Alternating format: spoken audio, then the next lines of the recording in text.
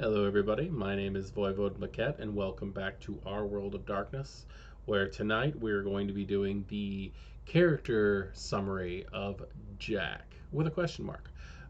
We just finished the Malkavian run. This is the final video for that playlist, and I had a great time. We pressed 1 for every option, and I did that because Jack was a character that I played in LARP.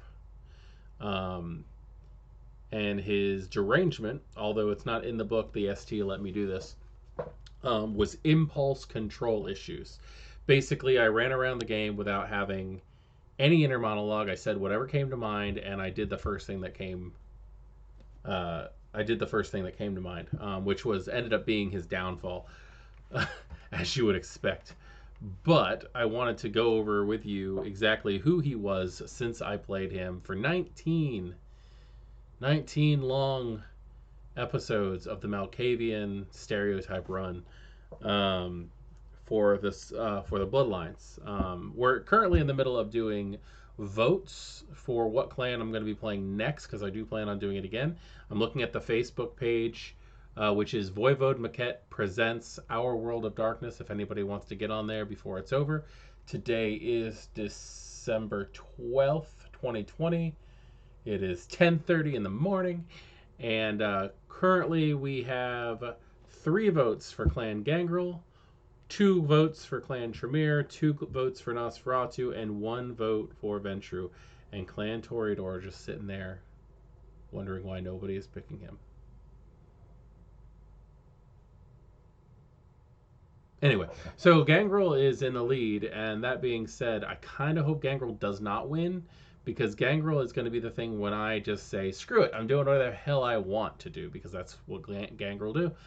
And I want to pick up as much information about this game, where everything is ahead of time. Oh, I'm getting messages. Um, so, that being said, to begin the history of Jack, we actually have to start talking about a character named, and I'm sorry, I used to pick the worst names ever, Gawain Andrew Zaloff. And Gawain Andrew Zaloff was a kid in the 90s who, when he was in his late teens, his best friend was killed by what he thought was a werewolf. Um, they were at a park, and this thing came out of the woods and just killed his friend. And what he thought was a standard guru werewolf, though obviously he did not have the lore at the time, because he actually saw through the delirium, because he was not mentally stable when he was human. Um, he his friend was actually attacked and killed by a black spiral dancer, a BSD, which are the evil worm tainted guru. Um, anyway, so shortly after that, Gawain Andrew Zaloff, who hated his own name, he just went by Gaz most of the time, or Andy, um, met a new friend.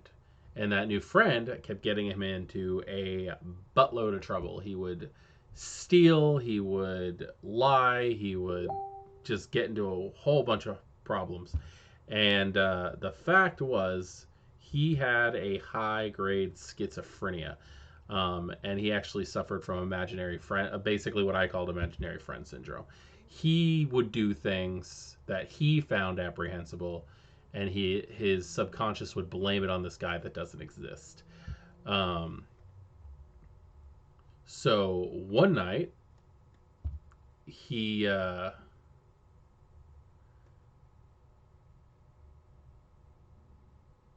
he was wandering through a Walmart, and I'm just going to keep getting these messages. One night he was wandering through a Walmart, and the dude was stealing stuff. So of course he got caught on camera, was taken to a room, and was told to wait there for the cops. And then a girl stuck her head in the door and said, "Hey, what you doing?" And he said, "Waiting for the cops." And the girl said, "Okay, well, no one's out here," and left. At which point he got up and followed her, um, which was the end of everything because that ended up being the person who embraced him, which was the worst sire ever. It was a player character. Um, it was another vampire PC by the name of Jody who embraced him, who took him home. They had a ridiculous night together, doing things that you could only imagine, and she had felt a connection with him due to his pre-existing insanity. He during their forays that night, he he noticed that she had claw marks, and that just intrigued him because she had been actually attacked by a Garou. Because in the game that we were playing at that point in time, there was a lupine side and a vampire side, and they clashed from time to time, and she actually had a scar on her across her chest. Um, and so they had a wild night of lovemaking. And after he fell asleep, just before dawn, when she was going to fall asleep, she released blood out of every orifice and then fell to torpor. So when he woke up in the morning, he was completely covered in blood and she was laying there and he thought he killed her. So when she woke up the next night, she had a nice joke on him because she got back up and he was just sitting there in the corner rocking back and forth. She embraced him and then forgot because Jody had a basically selective amnesia. Wow, I'm popular today. I just the messages coming and they don't stop coming. Anyway, so I played that character for a little while. Had a lot of fun doing it because I got to play through the embrace in character. I got to play through learning everything in character. Which if you guys are role players and you like to play Vampire the Masquerade, seriously play through the the tutorial. Play through the tutorial. Find your powers in character. It's so much fun. Um, we had it was a messed up game. Okay, I'm just going to be candid. I was not in control of this game, but it was a messed up game. The seneschal of the city was a fucking mummy. He was a mummy. He was a guy who had he and the prince had some like weird deal going on, and he was there to study the vampires, and he became like the prince's advisor kind of thing. And I didn't trust him, and so like we'd be sitting there, and then I'd throw a test, and my it was basically just a let's see if this happens test. And my heightened senses would go off, and I could like hear his heartbeat.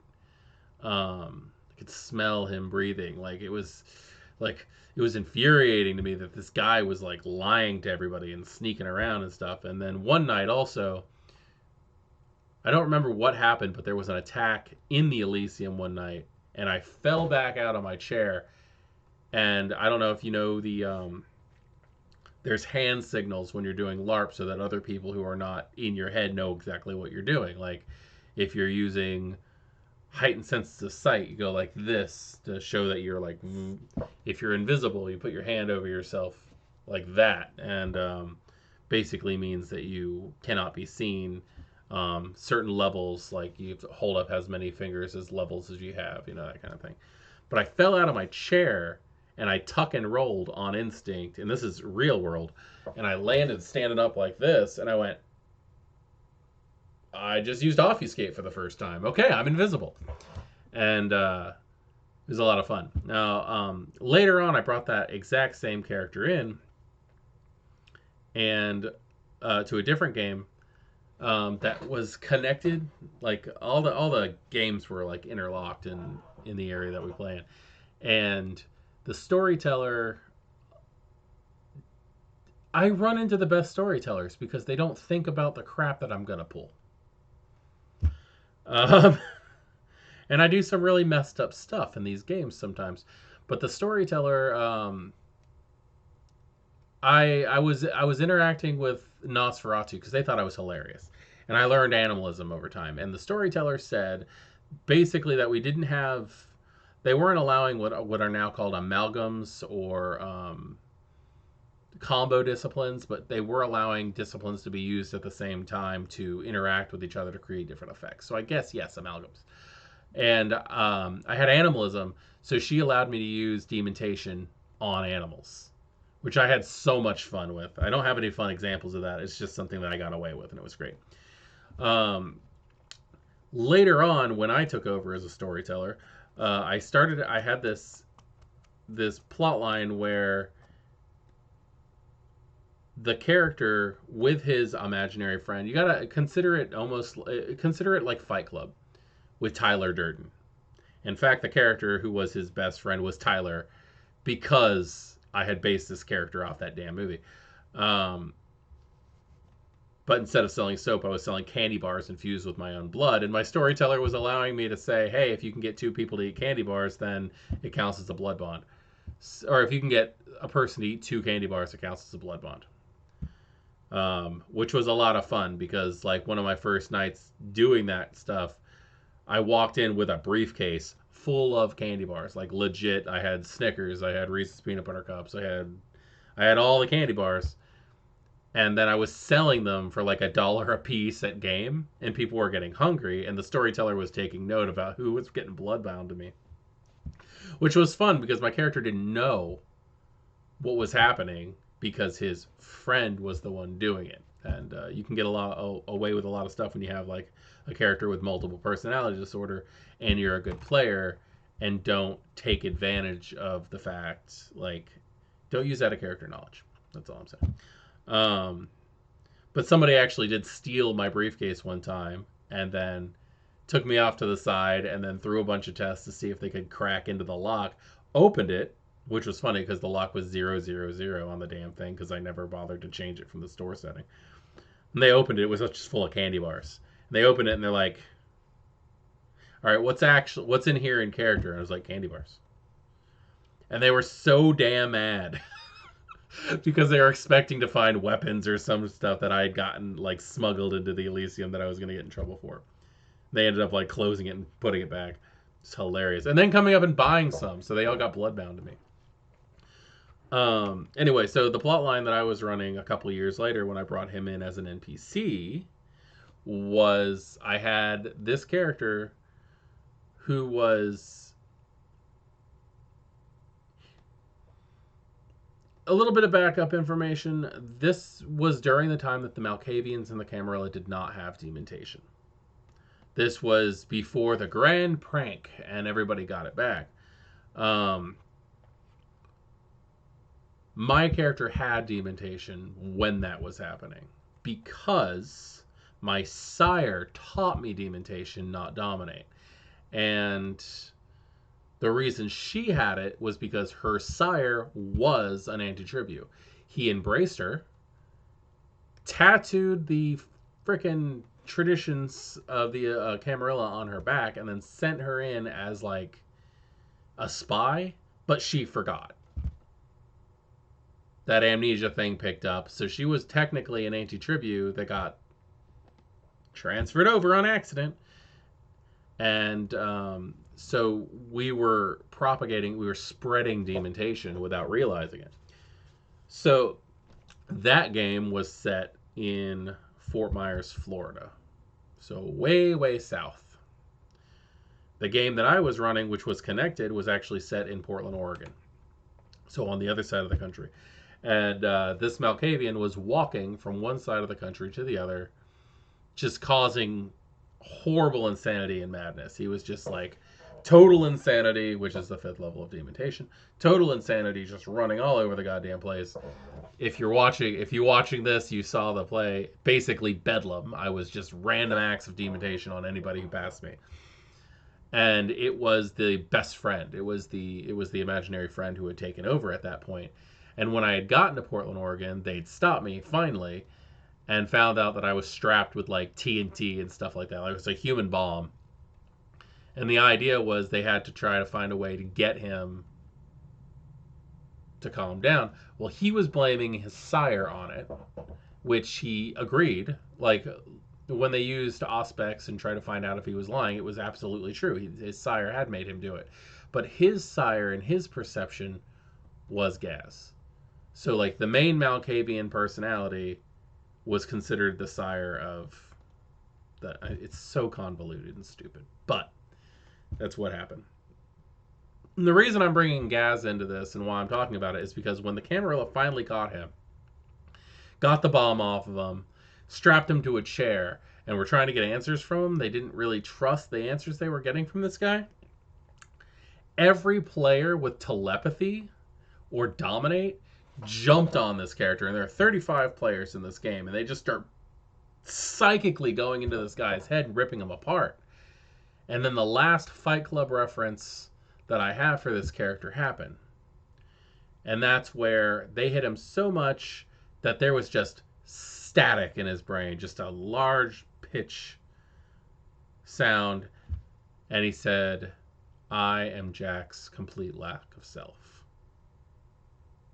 And then he hit torpor. And he was out for a couple months. When he woke up, everybody just started calling him Jack, because that was the only name they had for him at that point in time.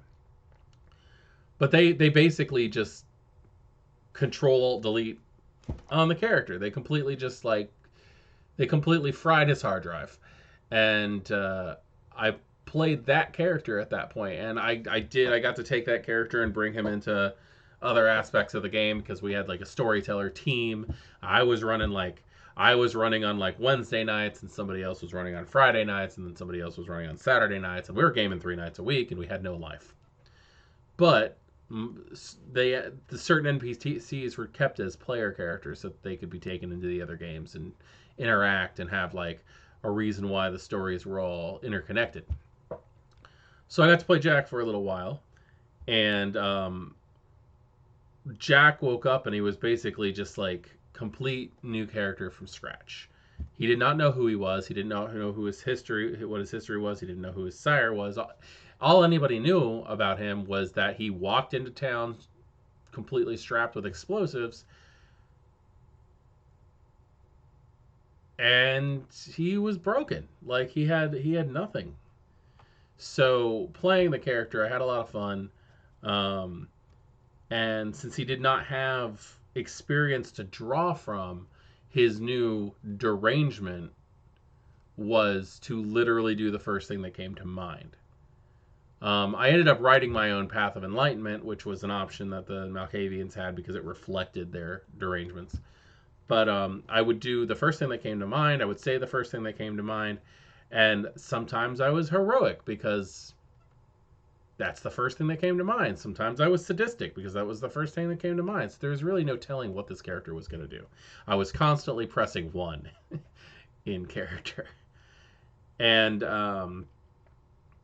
his downfall, I'll go ahead and say that. So his downfall was, there's a Portland, Oregon is known as the city of bridges, the city of many bridges. And there was a massive fight on one of these bridges, and it blew up. It blew up.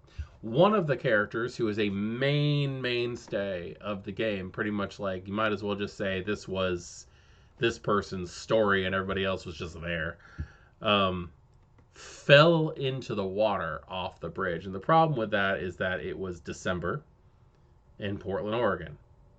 So the rivers were like frozen and stuff like that, which now that I know more about Portland, Oregon, apparently it barely ever snows there, and what it does, the entire city shuts down.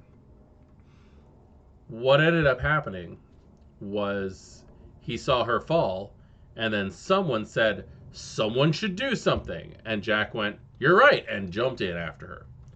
She got out. He torpored at the bottom of the river and never came back. And that was pretty much the end of Jack. I did play him in an Elseworlds plotline also, where like they were like, what if this character was Sabat? Stuff like that. Which was a lot of fun. But as far as I understand, Jack is still on the bottom of the Willamette River. Just getting poked by fishes. So that was Jack. And that video was a lot shorter than I thought it was because I did play that character for a while. I thought this was going to be a while. Gangrel is in the running, which kind of sad. I think I said this before, but like I want Gangrel to be the culmination of all my experiences of playing. But they are in the win, and if they do, I'm going to give it till Monday. And if they do stay on top, I will play Gangrel. Just try to use everything that I can. Nosferatu sounds fun. Tremere sounds fun. We'll see what's going on. I've beaten the game as Venture recently before I started doing this run through, so I'm not 100% hyped up about doing Venture just because I already did it. But I also didn't play the Venture 100%. Camarilla is 100% right and everybody else is 100% wrong. So we'll see. On that, thank you for joining me in our world of darkness. I have been Voivode Maquette. Please drop a like, subscribe, all the stuff that YouTubers say. I'm not really a YouTuber, I'm just a storyteller. And I will see you guys next time for the next run, and we'll see what I'm doing. Good night.